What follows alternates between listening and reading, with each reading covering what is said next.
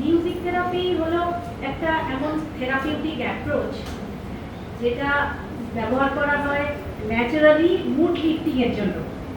মিউজিকের যে healing property সেটা একজন মানুষের মানসিক স্বাস্থ্য এবং তার সার্বিক উন্নয়নে সাহায্য করে।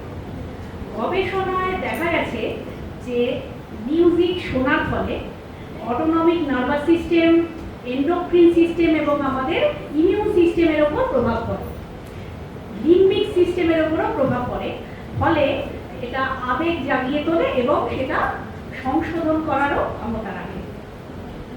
মিউজিক থেরাপি একজন মানুষের আত্মবিশ্বাস জাগাতে, আত্মসচেতনতা তার জাগাতে, মনোযোগ এবং একাগ্রতা বাড়াতে, অ্যাংজাইটি স্ট্রেস রিলিজ করতে, রিল্যাক্সেশন করতে সাহায্য করে। মিউজিকের একটা হিলিং প্রপার্টি, মিউজিককে বলা যেতে পারে, বর্ণনা করা যেতে পারে সাউন্ড হিলিং হিসেবে। মিউজিক থেরাপির ফলে মানুষের communication skill, sensory skill, physical skill, অর্থাৎ ফিজিক্যাল স্কিল বলতে তার ফাইন মোটর এবং গ্রস মোটর স্কিল, এটা উন্নত করা যেতে পারে। এছাড়া অ্যালজাইমার ডিজিজ বা নিউরোপ্যাথোলজিক্যাল সার্জারি এরও ক্ষেত্রেও মিউজিক থেরাপি কাজ করে। এএসডি যে অটিজম স্পেকট্রাম ডিসঅর্ডার, এমন ক্ষেত্রে তাদের ভার্বাল আবার নন ভার্বালও হয়, অনেকের স্পিচ ডিলে হয়, ল্যাঙ্গুয়েজ স্কিল, তাদের কমিউনিকেশন স্কিল বিশেষ উন্নত করতে এবং রেসিপ্রোকেশনের বিশেষ অসুবিধা হয় এক্ষেত্রে, সেই রেসিপ্রোকেশনের ক্ষেত্রেও তাদের মিউজিক থেরাপি বিশেষভাবে কার্যকরী হয়। এছাড়া যাদের এডিএইচডি যে অসুবিধা, তাদের ইনঅ্যাটেনশন এবং এক জায়গায় বুঝতে পারে না, এক্ষেত্রে সফট সুদিং যে মিউজিক সেটা বিশেষ কাজ করতে পারে। আচ্ছা, একটা অর্গানাইজেশন ভয়েস অফ ওয়ার্ল্ড, সেখানে কাজ করার সুযোগ হয়েছিল, সেখানে কাজ করেছিলাম। এটা ভয়েস অফ ওয়ার্ল্ড একটা সোশ্যাল ওয়েলফেয়ার অর্গানাইজেশন।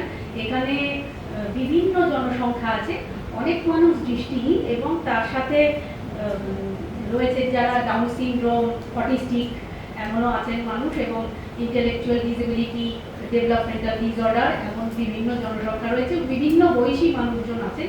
এখানে তাদের কিন্ডারগার্টেন স্কুল থেকে শুরু করে এবং কলেজ পর্যন্ত স্নাতক স্তরে পড়াশোনার ব্যবস্থা আছে এবং অন্যান্য বিদ্যাশিক্ষা, নাচ গান, আবৃত্তি, আঁকা এসব বিভিন্ন ওদের শেখানো হয়। সেখানে আমরা কাজ করতে গিয়েছিলাম। এখানে বেশিরভাগ মানুষই আবাসিক, সকলেই বাবা মা ছেড়ে ওখানে রয়েছে। এখানে ছবিতে দেখা যাচ্ছে আমরা মাসখানেক সেখানে 1 মাস ধরে কাজ করেছিলাম। এখানে সার্কেল করে সকলে দাঁড়িয়ে রয়েছে।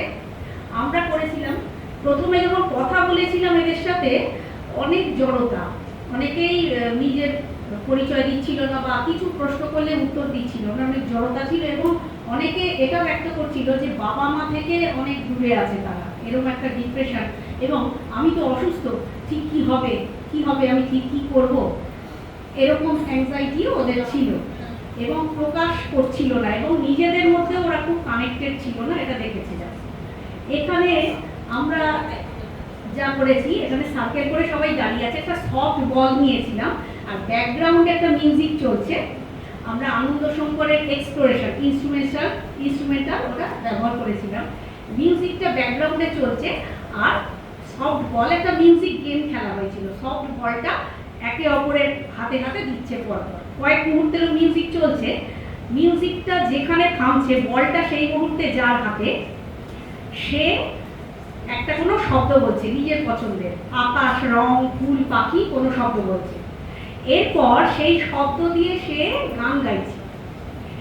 যতক্ষণ ওরা কথা বলতে গিয়েছিলাম শুরুতে প্রকাশ করতে চাইছিল না, কিন্তু যখন এই মিউজিকের ওই আবর্তে মিউজিকের আশ্রয়ই বলা যায় তারা এলো, তখন আর কোনো রকম হেজিটেশন ছিল না, তার বেরিয়ে আসছে গান আছে সেটা ভেতরে। আর যে কেউ বলছে গান গাইবে না, সে আবৃত্তি করছে, ছড়া বলছে, কেউ ছড়া গান গাইছে, হাততালি দিচ্ছে, এমন করে মিউজিক গেম খেলা হয়েছিল। এভাবে ওরা নিজেদের মধ্যে একে অপরের সাথে কানেক্টেড হয়েছিল।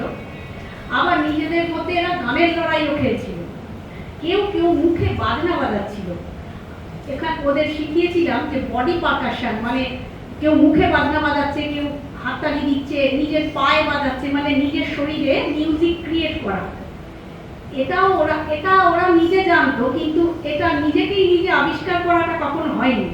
এভাবে মিউজিক গেমের মাধ্যমে যখন হয় ওরা খুব উৎসাহী হয়, এবং কয়েকটা বেশ সেশন নেওয়ার পর ওরা খুব আগ্রহী হয়েছিল। ওরা অপেক্ষা করে থাকতো যে আবার কবে আসবে, এমন সেশন হবে, রেডি হয়ে থাকতো।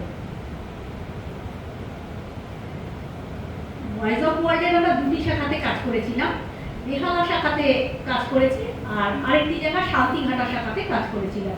এখানে 15 জন মেয়ে ছিল, এরা সকলেই দৃষ্টিহীন এবং দূরে দূরেই থেকে সব বাবা মার থেকে এসে রয়েছে। তার মধ্যে 2 জন ট্রমাটাইজ ছিল, তারা জীবনে দুর্ঘটনার শিকার হয়েছিল, ট্রমাটাইজ। তারা প্রথম যখন কথা বলেছিলাম ওদের সঙ্গে মানে কোনো এক্সপ্রেশনই ছিল না, মানে নাম বলা বা কোনো শব্দ না, এবং কোনো রকম এক্সপ্রেশন ওদের ছিল না। কিন্তু কিছুদিন সেশন দেওয়ার পরে মিউজিক ওদের সঙ্গে করার ফলে, এবং মিউজিক উইথ মুভমেন্ট এদের সাথে আমরা করেছিলাম, মিউজিকের সাথে মুভমেন্ট তাতে কিন্তু অংশগ্রহণ করেছিল। এবার শুরুতে যেটা ওদের ছিল, ওদের রুটিন ঠিক ছিল না। ওই যে ওরা ঘুমিয়ে আছে, ওই বিছানা থেকে উঠছে না, বেলা 12টা বাজে, মানে লাঞ্চও খায় না, শুধু হয়তো ডিনার খায়, ব্রেকফাস্ট খায় না, শুয়েই আছে, এমনভাবে ডিপ্রেস ছিল মেয়েগুলো। তো মিউজিক এবং মুভমেন্ট তখন আস্তে আস্তে করে আমাদের সঙ্গে সাড়া দিয়েছিল ওরা। এখানে ফাগুনেরও মোহনায় গানটি বেশ ছন্দ ওরা পছন্দ করছিল বলে, একটু দ্রুত ছন্দ ওরা পছন্দ করছিল, এই গানের সাথে মুভমেন্ট ওরাও সঙ্গ দেয় ওদের সাথে। এরপর যে চেঞ্জ হয়েছিল কয়েকটা সেশনের পর, ওদের ভেতর একটা চেঞ্জ এসেছিল, ওদের ডেলি রুটিনে পরিবর্তন এসেছিল। ওরা সময় মতো